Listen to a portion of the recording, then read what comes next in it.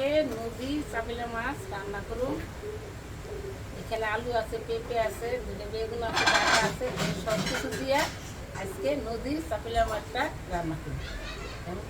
কাটাকাটি করি।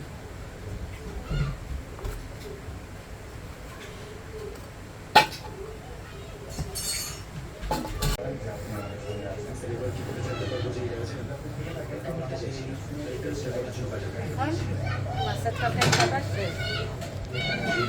আলু, বেগুন, ডাটা, পেঁপে দিয়ে ভেজে রাখি।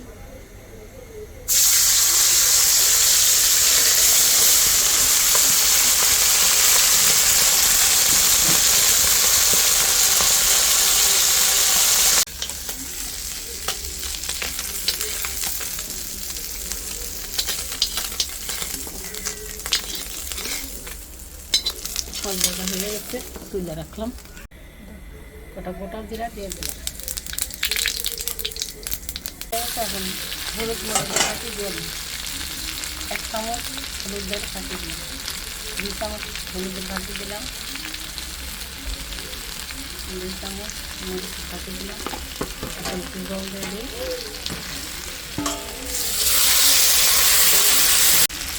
লবণ দিয়ে দিলাম, জল দিয়ে দিলাম। তরকারিতে বড় গাই সব হচ্ছে। এখন মাছগুলি দিয়ে দিলাম।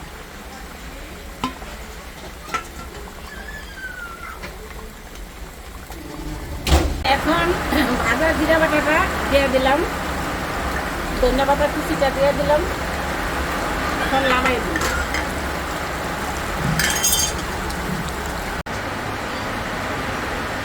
এখন পাতলা মাছের পাতলা দুধটা নামাই দিলাম। হয়ে গেছে রে।